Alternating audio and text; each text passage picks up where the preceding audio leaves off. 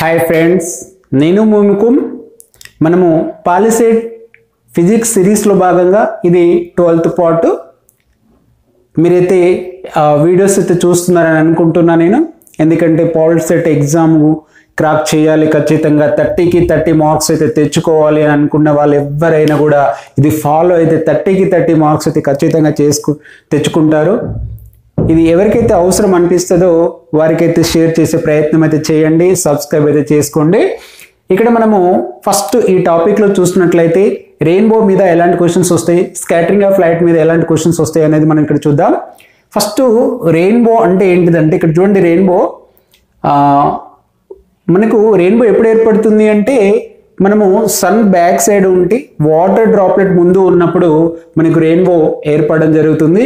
ఈ రెయిన్బో అనే sun light అనేది వాటర్ డ్రాప్లెట్ మీద పడ్డప్పుడు ఏం జరుగుతుందో ఒకసారి అబ్జర్వ్ చేసుకుందాం. ఇది ఒక వాటర్ డ్రాప్లెట్ అనుకుందాం. సన్ లైట్ ఇట్లా వాటర్ డ్రాప్లెట్ మీద ఇన్సిడెంట్ అయినప్పుడు ఇక్కడ ఏమైతుంది, ఇది వాటర్, ఇది ఎయిర్ కాబట్టి ఎయిర్లోంచి వాటర్కి వచ్చినప్పుడు ఏం జరుగుతుంది, రిఫ్రాక్షన్ జరుగుతుంది.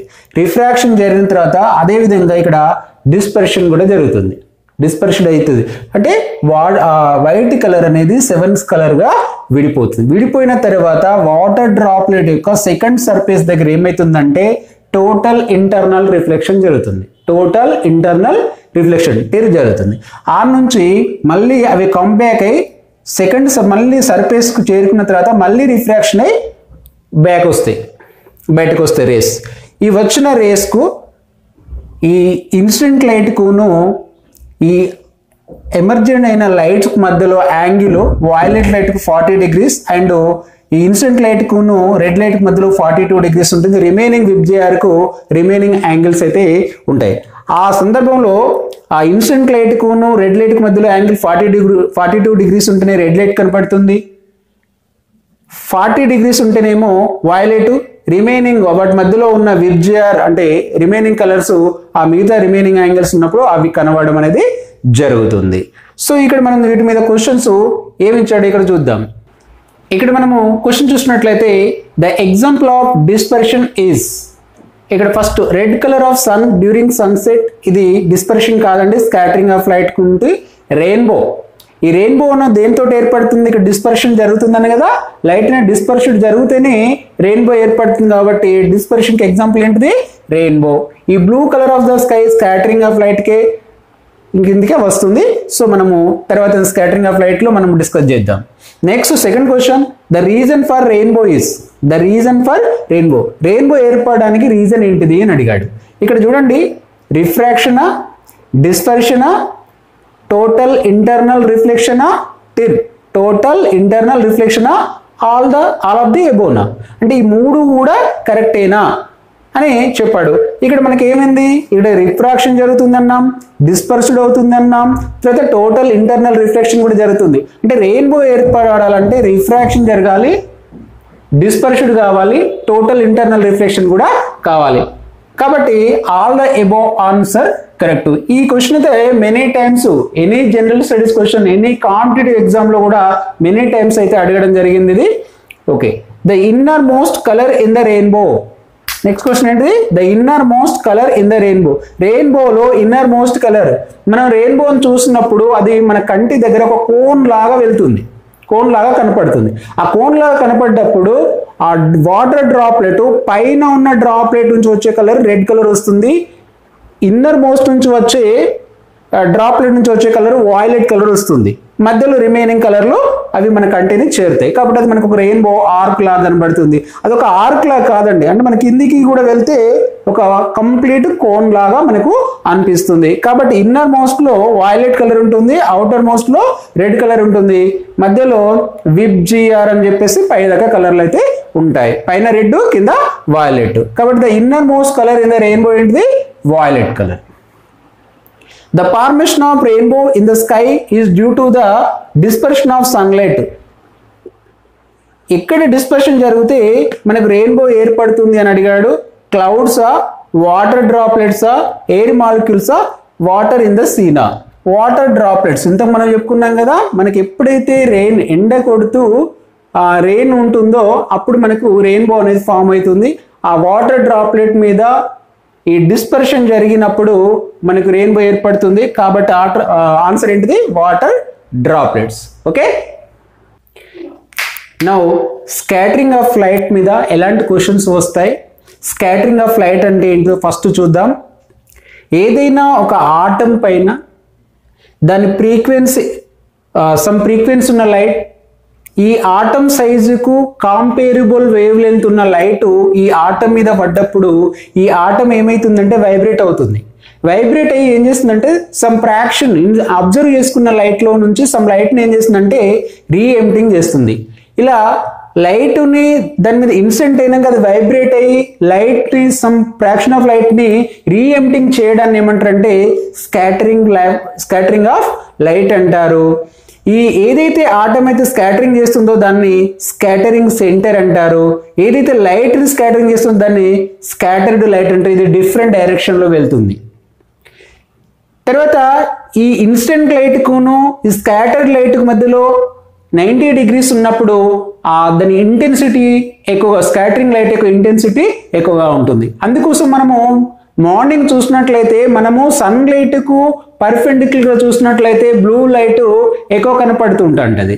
అదేవిధంగా మనం యాంగిల్ మార్చినప్పుడు దాని యొక్క బ్లూ లైట్ యొక్క ఇంటెన్సిటీ అనేది తగ్గుతూ ఉంటుంటుంది. ఓకేనా, దీని మీద క్వశ్చన్ చూద్దాం. ఇక్కడ the scattering of light involves the process of అని అడిగాడు. Bending of light at the interface of two media అన్నాడు. బెండింగ్ ఆఫ్ లైట్ అంటే రిఫ్రాక్షన్, ఇది splitting of light into different colours అంటే ఇది dispersion, convergence of light rays at the focus. So మనం last చూడండి, reemission of absorbed light, reemission of absorbed light. ఇక్కడ ఏం చేస్తుంది, ఈ ఆటము అబ్జర్వ్ చేసుకున్న లైట్ ని రీఎమిషన్ చేస్తుంది, వైబ్రేషన్ అయ్యి రీఎమిషన్ చేస్తుంది. కాబట్టి స్కాటరింగ్ ఆఫ్ లైట్ కు రీఎమిషన్ ఆఫ్ అబ్జర్వ్డ్ లైట్ అనేది కరెక్ట్ ఆన్సర్ అవుతుంది.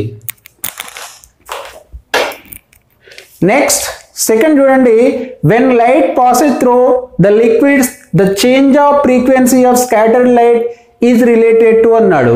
సపోజ్ ఇక్కడ సమ్ ఫ్రీక్వెన్సీ ఉన్న లైట్ దీని మీద ఇన్సిడెంట్ అయిన తర్వాత మళ్ళీ రీఎమిటెడ్ అయ్యే లైట్ కును ఈ ఇన్సిడెంటల్ లైట్ కు ఫ్రీక్వెన్సీలో డిఫరెంట్ ఉంటుంది అని చెప్పేసి రామన్ అంటే సర్ సివి రామన్ గారు కనుక్కున్నారు.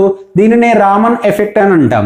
కాబట్టి అది ఎవరికి రిలేటెడ్ అంటే రామన్ ఎఫెక్ట్ అంటే ఇన్సిడెంట్ లైట్ యొక్క ఫ్రీక్వెన్సీకి రీఎమిట్ అయ్యే స్కాటర్డ్ అయ్యే లైట్ యొక్క ఫ్రీక్వెన్సీకి డిఫరెంట్ ఉంటుంది అని చెప్పేసి దీన్ని కనుక్కున్నాడు.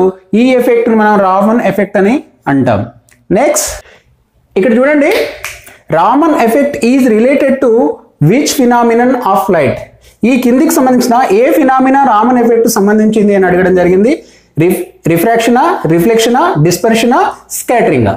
అంటే స్కాటరింగ్ లైట్ అంటే సమ్ ఫ్రీక్వెన్సీ తోటి ఇన్సిడెంట్ అయిన లైట్ ఎమిటింగ్ అయిన లైట్ యొక్క ఫ్రీక్వెన్సీకి డిఫరెంట్ ఉంటుంది అని చెప్పేసి చెప్పడం జరిగింది కదా, అదే రామన్ ఎఫెక్ట్. అది స్కాటరింగ్ ఆఫ్ లైట్కి సంబంధించింది కాబట్టి scattering of light answer. Next question, which of the following molecules in atmosphere are responsible for blue color of sky? Sky blue colour లో కనపడడానికి కారణము ఏ మాలిక్యూల్స్ అని అడిగాడు. మనకు మాలిక్యూల్స్ అంటే అట్మాస్ఫియర్ లో సో మెనీ మాలిక్యూల్స్ ఉంటాయి. అందులో నైట్రోజన్ అండ్ ఆక్సిజన్ మాలిక్యూల్స్ ఎక్కువగా ఉంటాయి.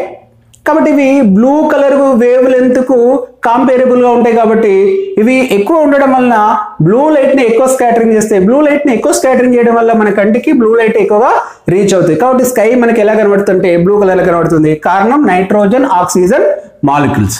Option 4 correct answer.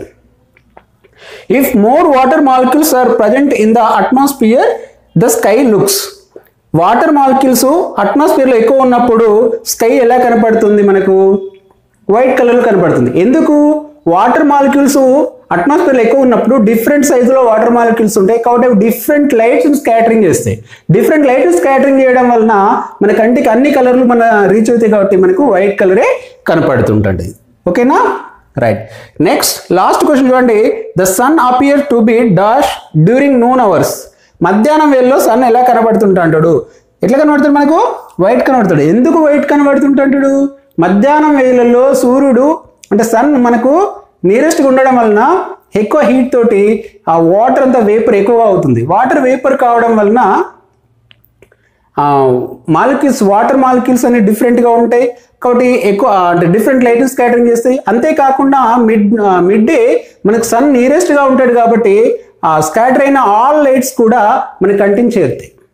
కాబట్టి మనకు మిడ్ డే అనేది మనకు సన్ ఎలా కనబడతాడు, వైట్ కలర్లో కనపడుతుంటాడు.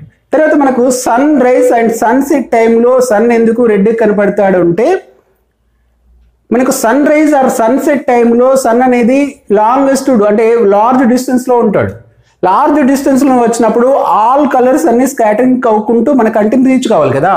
ఆ వచ్చేటప్పుడు రెడ్ కలర్కు వేవ్ లెంత్ కాంపేర్ మాలిక్యూల్స్ అట్మాస్ఫియర్లో తక్కువ ఉంటాయి. అంటే రెడ్ కలర్ మన కంటిని చేరే వరకు తక్కువ స్కాటరింగ్ అవుతుంది.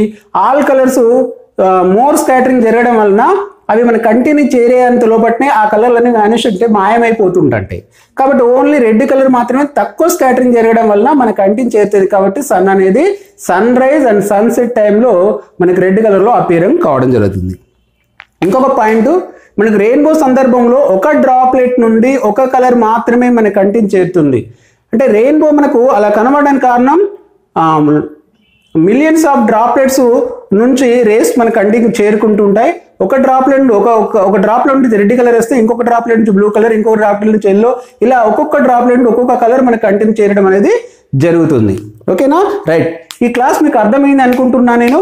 ఒకవేళ అర్థమైతే ఇది ఎవరికైతే చిల్డ్రన్స్కు కావాలనుకుంటారో, వాళ్ళకి నీడ్ అవసరం అవుతుందో వారికైతే ఇది పంపించే ప్రయత్నం అయితే చేయాలనుకుంటున్నాను. నా ఛానల్ నేమ్ ముకుంద్ సార్.